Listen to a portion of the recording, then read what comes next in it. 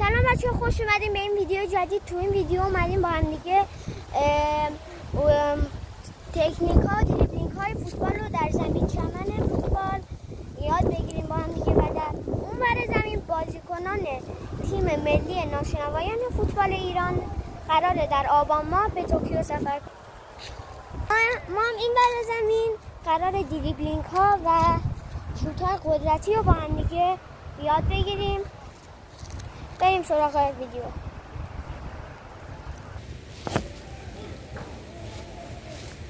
خب بچه‌ها رسیدیم برای این انجام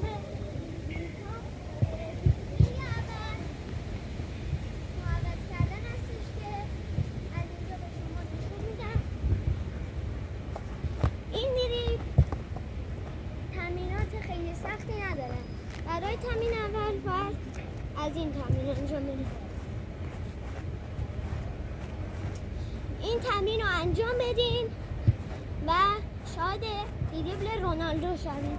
رونالدو این دریبل رو خیلی انجام میده و یه گزینه دیگه هم داره همین دریبل که این شکلیه.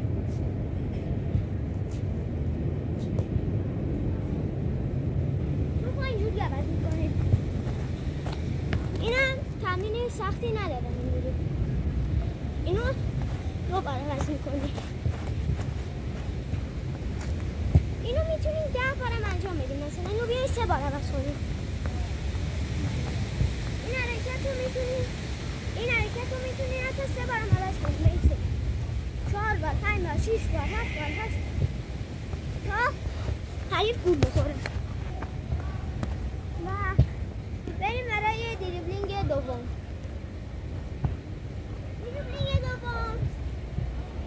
دریبلینگی هستش که خیلی سخت نیست. ما دریبل‌های اولیه رو می‌خوایم به شما آموزش بدیم. 3 تا از دریبل‌های اولیه و راحت‌ترین دریبل‌ها که به این شکل هست. به این دریبل میگن 1 تا 2 تا.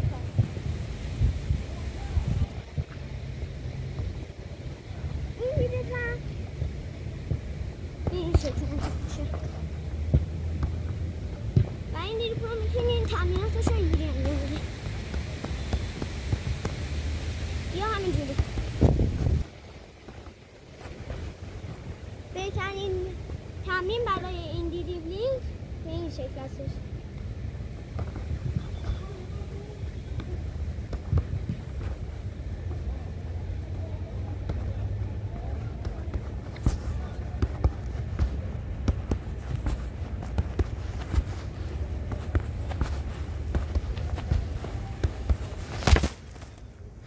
خب بچه‌ها، ما بریم برای دریبل سوم.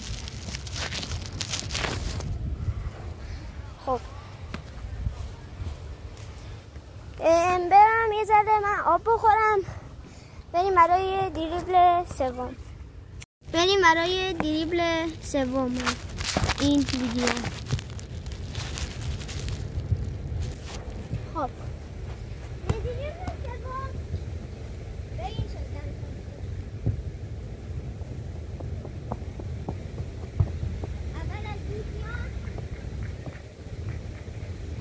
دریبل دو طرفه که از یه سمت میزنین، از یه سمت بازیکن میزنین و از این سمت از توپ رو میزنین. یه میگن دریبل دو طرفه. از اسمش هم معلوم که از دو طرف انجام میشه. اینو میندازین از این ور، توپ رد میشه. آروم باید بندازین. از این ور میاین بگیرین توپو. این شکل. خب بریم برای تمرین شوت قدرتی. لیتس گو. خب بچه‌ها، ما بریم به سمت شوت قدرتی. آقا بچه‌ها، دوربین افتاد یه لحظه، ببخشید. من دوربین الان درست کنم. خب بچه‌ها، من دوربین رو درست کردم الان.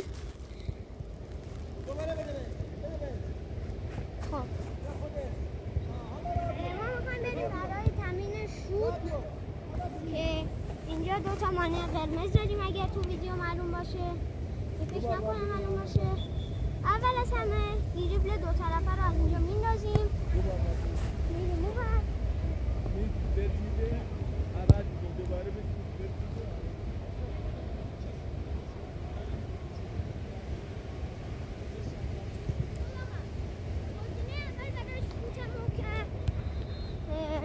یه جامپ ریزه که باید به این شکل انجام بشه. مثلا ما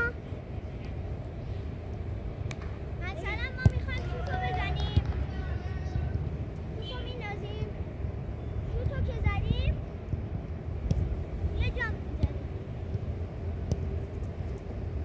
شوتو که زدیم یه جامپ ریز رو میزنیم و سوپر گلمون رو تماشا میکنیم.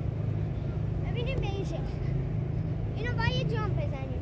موضوع دوم برای شوت محکم که باید توپ رو همراهی کنیم به این شکل. الان من شوت رو نمیزنم، دارم تمرینش رو میرم که به این شکل انجام شه. شوت رو که میزنی پاتو میاری بالا، این یه جامپ رو میزنی، این شوت به این شکل انجام میشه که این شوت به شوت والورده هم معروفه که کسایی که ویدیوی شوت والورده و بیلینگام رو دیدن میتونن از این شوت استفاده کنن. نگاه کنین الان مثلا من میخوام بزنم به این شکل.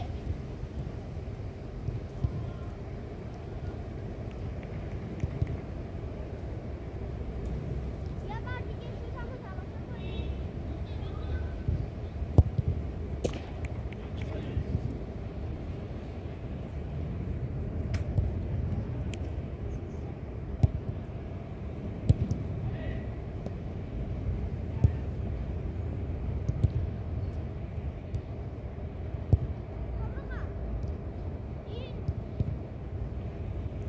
یه کار مخروطی بریم از دریبلامون و از شوت.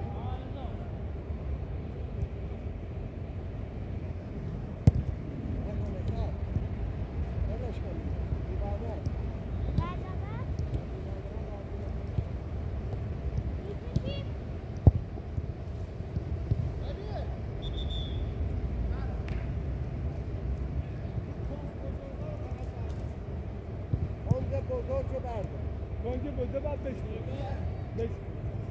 میگم بشنیم اشاره کردیم هم خندیدیم هم میدونم آقاده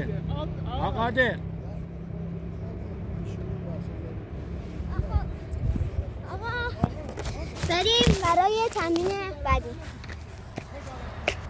خب آقا گزینه بعدی برای تمرینمون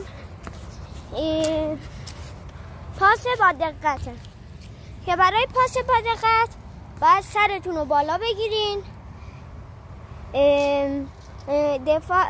دفاع خودمون رو نگاه کنیم و یه پاس آرام بدیم بهش که پاس با گودی پا انجام میشه، یعنی بغل پا اینجا. خب